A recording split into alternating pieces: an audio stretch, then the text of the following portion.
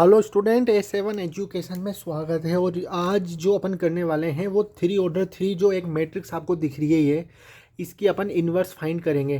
देखो, inverse find करने के लिए कभी भी देखो, जब भी बोर्ड का पेपर आएगा तो डिटर्मिनेंट से भी इन्वर्स फाइंड होता है, क्योंकि उसका चैप्टर अलग है। ये लिखा हुआ आएगा यूजिंग एलिमेंट्री ऑपरेशन। अगर एलिमेंट्री ऑपरेशंस आ गया तो मतलब ये देखो मैट्रिक्स दिख रही है। मैट्रिक्स और डिटर्मिनेंट को पहचानते कैसे हैं वो तुम सीखोगे धीरे धीरे।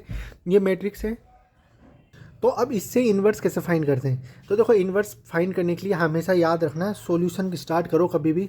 ये क्वेश्चन है तो नेक्स्ट पेज से कैसे भी तुम सॉल्यूशन स्टार्ट करो तो किस तरह सॉल्यूशन स्टार्ट करते हैं, सॉल्यूशन लिखना।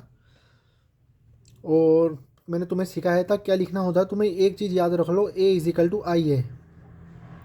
और है ना, ओनली सिर्फ रो ऑपरेशन भी लगाते जाओगे ना तो आपका टोटल सॉल्व हो जाएगा, आपको दिक्कत नहीं आएगी। मैं तो कहता हूँ रो ऑपरेशन में कमांड हो गई तो वो कर सकते हो, लेकिन कोई कॉलम करना चाहे तो वो अलग बात है। देखो, ए इजिकल टू आई ए करते हैं। जो ए मैट्रिक्स है उसको लिखते हैं इधर same to same, 0 1 2 1 2 3 3 1 1 equal to. अब जो आई है उस आई को लिखोगे आप identity matrix. Three order three की है तो थ्री ऑर्डर थ्री की आइडेंटिटी मैट्रिक्स ही लिखोगे। रुको, इधर वन आएगा, 1 1 1 0 0 0 0 0 0, इधर ए का ए चलता रहेगा।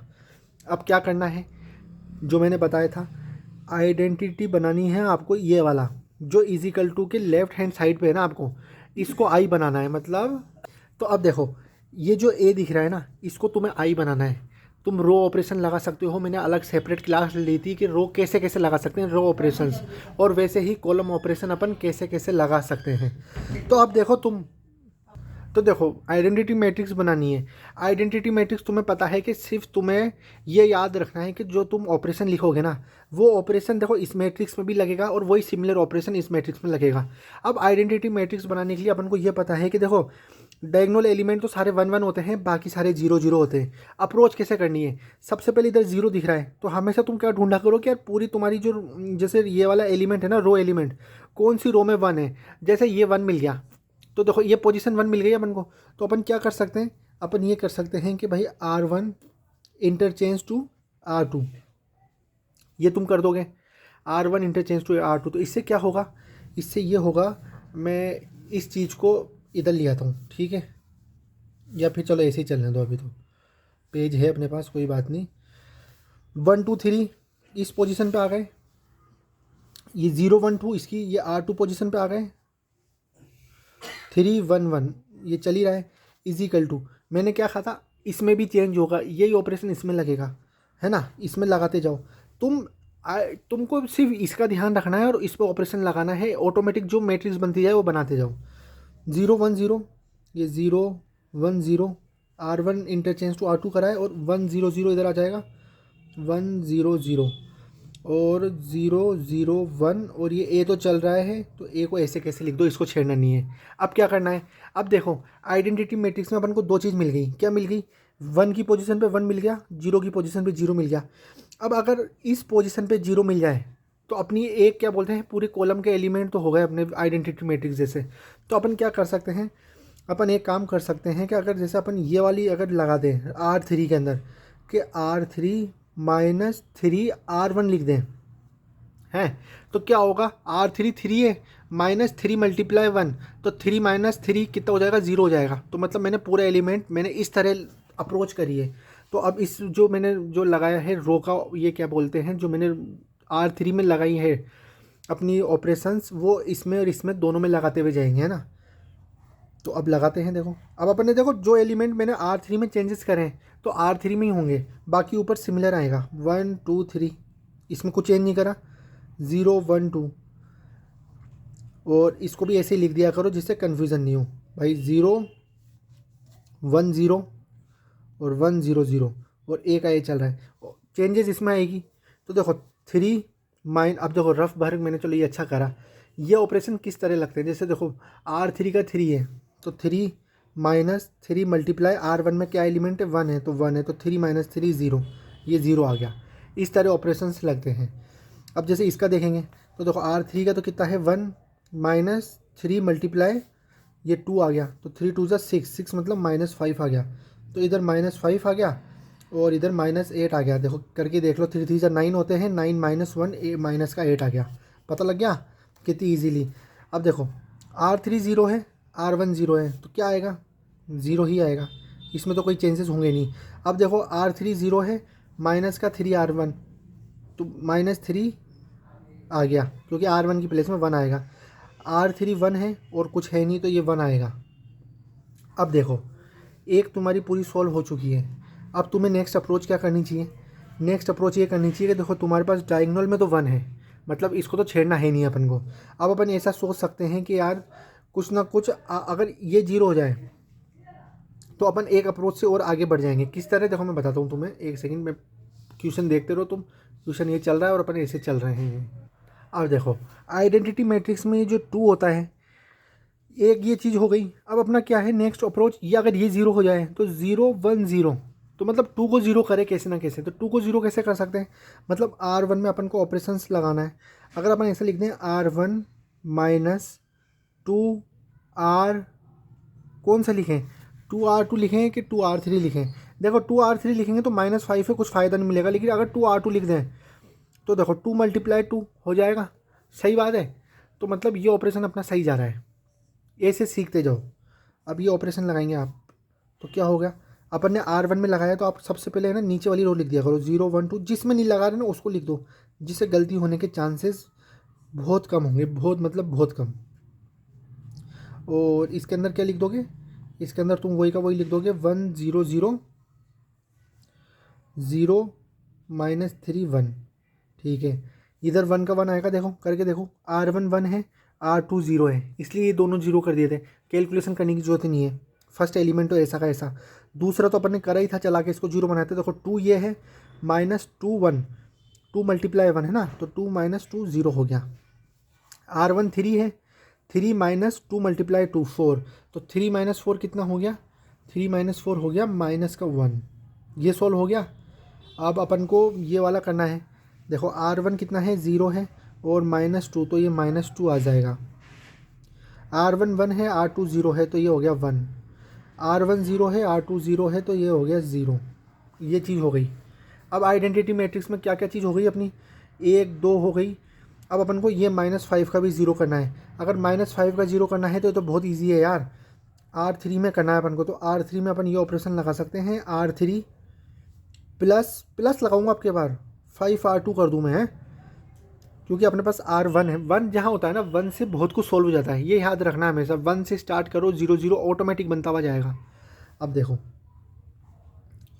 एक ट्यूशन लिया है अपन ने थोड़ा इजीली, कि भाई इससे सीखो, फिर उसके बाद तुमको क्या करेंगे, हार्ड और देंगे धीरे धीरे।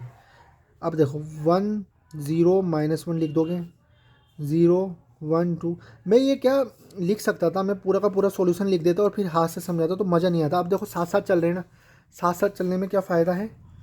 ये फ़ायदा है कि तुम्हें सीखने में बहुत कुछ मिलेगा। एक सेकंड में ये ऐसे कर दूँ जो तुम्हें दिखता रहे, है ना। अपने R3 में चेंज कराएं, तो -2 1 0 1 0 0। ठीक है, देखो R3 + 5 R2 में कर रहे हैं अपन 5 का R2, तो देखो 0 0 है, तो कुछ चेंज नहीं होगा इसके अंदर। तो R3 देखो, अब इधर देखना, R3 में क्या बोला था कि -5 + 5 × R2 क्या है? 1 1, तो 5 - 1, तो ये हो गया 0, मिल गया 0। अब ये चीज़ अपन ने करके बहुत अपना यूज़फुल कर लिया। अब R3 कितना है? R3 है भाई -8 + 5 × 2 हो गया 10, तो अपन को मिल गया 2। ऐसे रफ में कर लिया करो, कोई दिक्कत नहीं है यार, क्योंकि एक बार तुम सीख जाओगे ना तो तुम्हारे को आदत बन जाएगी। और मैं तो ये कहूँगा कि ना, ये जो एलिमेंट्री ट्रांस ऑपरेशंस करके निकालते हैं ना, थोड़ा लेंथी पड़ता है। इसके लिए इसमें बहुत सारी ट्रिक्स हैं, डिटर्मिनेंट्स में तो बहुत सारी ट्रिक्स हैं यार, मतलब तुमको सीखने में मज़ा आएगा। अब ये 0 0 2 मिल चुका है अपन को। अब अपन को ये वाला करना है। देखो R3 तो 0 है, +5, तो ये 5 मिल चुका है। R3 -3 है, R2 0 है। देखो R2 0 है, तो अपन को -3 मिल गया। R3 1 है और 5 R2 0 है, तो R3 1 है, तो ये 1 मिल गया। 5 -3 1, अब अपन को सारी अपने पास हो गई। देखो 1 0 0 0 1 0। अब अपन को इसके अंदर करना है, इसके अंदर ये चीज़ होते के साथ ही अपनी जो इन्वर्स है वो आती जाएगी, और ये जो ए है ये चलता हुआ है, ये मत सोचना कि ये ए नहीं चल रहा, ये ए चल रहा है। ठीक है, अब अपन नेक्स्ट पेज लेते हैं या फिर इसके कंटिन्यू ही रखते हैं। रुको एक सेकंड में पेज निकाल दो, मेरे पास पेज होंगे तो। हाँ पेज है ना यार, ये रहा पेज, देखो ये आ गया पेज, हो गया पेज आ गया। अब क्या करना है अपन को, अब अपन को देखो ये एक तो -1 है, इसकी पोजीशन में क्या होता है, इसकी पोजीशन पे 0 होना चाहिए। क्या ऑपरेशन लगा सकते हैं ये तुम सोचो। अब देखो इधर 1 0 0 0 1 1 -1 2 और 2 है, अगर इधर भी 1 हो जाए तो बहुत कुछ सोल्व हो सकता है ना। अगर इधर 1 हो गया तो मैं फिर इससे करके, इसका यूज़ करके इधर भी 0 कर सकता हूँ और इधर भी 0 कर सकता हूँ। ए से पकड़े करो, 1 बनाओ सबसे पहले। R3 में अगर अपन ये कर दें कि भाई R3 के अंदर के R3 डिवाइडेड बाई 2 या फिर मल्टीप्लाई बाय 1/2, वही बात होती है R3 डिवाइड बाई 2। तो क्या हो जाएगा, इससे ये आंसर आ जाएगा। देखो R3 में चेंज कराया अपन ने, तो अपन को 1 0 -1 लिखना है, 0 1 2 लिखना है। इजिकल टू में अपना क्या चल रहा है, इजिकल टू में अपना चल रहा है -2 1 0 1 0 0, ये ए का तो ए आएगा ही। अब अपन ने R3 के अंदर क्या करा है, R3 में डिवाइड कर दिया 2 से, तो 0 0 0 से कुछ भी डिवाइड करो तो 0 आता है। अब 2 डिवाइड बाई 2 तो ये 1 हो गया, तीनों चीज़ मिल गई। अब देखो अब आएगा मज़ा, और ये हो गया 5/2 -3/2 और 1/2। ये तो भाई 1/2 करना ही पड़ेगा, अपन ने क्या करा है 5/2 -3/2 1/2, जो अपन ने R3 में करा था तो इसमें भी होगा। अब देखो इसका जो मदद से क्या करेंगे अपन, इधर 1 आ चुका है, अगर अपन ये कर दें कि भाई R1 + R2 तो इधर भी 0 हो जाएगा। सही है, अगर R1 में मैं ये कर दूँ, R1 के अंदर R1 + R2, ये एक गेम की तरह है, मैट्रिक्स सॉल्व होती है, बिल्कुल गेम खेल रहे हो जैसे, ऑटोमेटिक दिमाग चलता जाता है और सॉल्व होती जाती है। अब देखो R1 में करना है अपन ने, तो 0 1 2 लिखूँगा, 0 0 1 लिखूँगा, इजिकल टू जिसमें चेंज करना हो ना उसको छोड़ दिया करो, बाकी ऐसे कैसे एलिमेंट लिख दिया करो जिससे कन्फ्यूज़न नहीं हो कभी भी, और जो सॉल्व करना है अपन को फिर उस पर ही फोकस रहे। ये तो लिख दिए ऐसे कैसे। अब देखो R1 + R2, देखो 1 प्लस क्या करा मैंने, R1 + R3 करूँगा ना यार, R2 लिख दिया गलती से, R1 + R3 ये है ना अपने पास। देखो 1 + 0 1 कुछ चेंज नहीं हुआ, 0 + 0 कुछ चेंज नहीं हुआ, -1 + 1 ये 0 हो गया। अब 5/2 माइनस का 1/2 करके देखो क्या आता है, 5/2 माइनस का 2, तो ये देखो 2 एलसीएम लेंगे तो ये 5 आ गया, 2 2 = 4 आ गया, तो ये कितना हो गया, ये 1/2 हो गया। सही आंसर इधर आ गया 1/2। अगर ये 1/2 आया है, इधर -3/2 है, तो ये करके देखो अब दूसरा वाला -3/2 + 1, तो ये मेरे हिसाब से आ रहा है -1/2। इधर आ गया -1/2 और इधर 1/2 आ ही जाएगा। स्पीड में हुआ, मज़ा आया। अब क्या है, सिर्फ एक एलिमेंट बाकी है। कौन सा एलिमेंट बाकी है, ये 2 वाला बाकी है। अगर ये 2 वाला 0 हो गया तो अपनी इन्वर्स में अपन पहुंच चुके हैं, बिल्कुल पहुंच गए हैं। अब अपन ऑपरेशन लगाएंगे कि भाई R2 है, अगर अपन R2 - 2 R3 कर दें, मैंने हमेशा बोला 1 का यूज़ करना सीख गए ना तुम, 1 का यूज़ करना तो तुमने सब कुछ सीख लिया जीवन में। अब क्या होगा भाई, 1 0 0 लिखोगे, 0 0 1 ये चीज़ अपन को मिल ही चुकी है। देखो 0 0 1 ही लिख दिया मैंने, इक्वल टू ये दूसरी मैट्रिक्स बनाऊंगा मैं, और मैं ऐसे लिखूंगा भाई 1/2 माइनस का 1/2 1/2, 5/2 माइनस का 3/2 1/2, और ये ए तो चल ही रहा है। R2 के अंदर करेंगे R2 - 3R3, देखो R2 - 3R3 कुछ चेंज होगा ही नहीं क्योंकि 0 0 है, 0 R2 1 है, 1 - 2R3 0 जब भी तो करा था अपन ने दिमाग से, तो ये आ गया 1 का 1 रहेगा, कुछ चेंज नहीं होती, मैट्रिक्स ऐसी चलती है। R2 2 - 2R3, देखो 1 का यूज़ आ गया तो ये हो गया 0। अब इसको सोल्व करना है, इसको सोल्व करेंगे भाई। R2 कितना है 1 - 2R3, तो 2 से तो 2 कट जाएगा, कैसे 2 × 5/2, तो 2 से 2 कट जाएगा, 1 - 5 तो माइनस का 4 आ गया।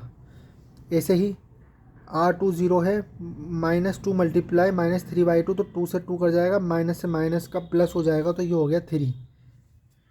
और R2 0 है, माइनस का 2 तो माइनस का 2 और मल्टीप्लाई माइनस का 1, तो ये कितना हो गया माइनस का 1। ये देखो ये आइडेंटिटी मैट्रिक्स बन गई 1 1 1 0 0 0 0 0 0। जो ये आया है ना, तो तुम अब नेक्स्ट पेज में बहुत प्यारे से कैसे लिखोगे कि answer is A inverse is equal to, देखना तुम्हारे सामने ही इन्वर्स निकला है। ये मैट्रिक्स को उठाओ और यहाँ पेस्ट कर दो बढ़िया अक्षरों में, 1/2 -1/2 1/2 माइनस का 4 3 -1 5/2 -3/2 और 1/2। ये तुम्हारी ए इन्वर्स है। इसको चेक कैसे करें, ये ए इन्वर्स है, ए इन्वर्स को मल्टीप्लाई कर दो ए से, तो तुम्हें आई मिलना चाहिए। अगर आई मिल गया तो तुम्हारा आंसर करेक्ट है, आई ही मिलेगा, क्योंकि ए इन्वर्स मल्टीप्लाई ए आई आ रहा है। मल्टीप्लाई करना तुम्हें आता है, एक्स्ट्रा टाइम हो तो तुम करके तुम्हारा जो तुमने जो रोज़ लगाई है वो तुम चेक कर सकते हो, और जो इन्वर्स निकलता है वो यूनिक निकलता है, मतलब ये यूनिक है, तुम्हारा यूनिकनेस है इसकी, मतलब इन्वर्स तुमने निकाल दी, ये ही रहेगी, कोई चेंज नहीं आएगी। तो इस तरह 3x3 की मैट्रिक्स को भी अपन ने सीख लिया किस तरह करते हैं। क्वेश्चन ये था, क्वेश्चन में ये इसलिए लिखा था मैंने ख़ास तौर पे, कौन सा पार्ट है यार, ये पार्ट में लिखना भूल गया था, एक सेकंड, पार्ट नंबर है 22, ठीक है। तो ये वाले मैट्रिक्स में मैंने इसलिए लिया था क्योंकि देखो 0 1 0 बहुत लोग क्या डायरेक्ट सोल्व कर देते हैं, हमेशा फर्स्ट को 1 बनाकर स्टार्ट करा करो, तो थोड़ा और हेल्प मिलेगी तुम्हें, बाकी जितनी प्रैक्टिस करोगे उतना आएगा। और देखो क्या है, ये जो मैट्रिक्स आई है ना, इसको तुम ओनली कॉलम लगा कर भी सोल्व कर सकते हो, कॉलम लगा के सोल्व करोगे ये ही आंसर आएगा, अलग नहीं आएगा। ये होमवर्क है, करके देखना। तो बस आज के लिए इतना ही। A7 एजुकेशन में ऐसे ही प्यार बनाए रखें।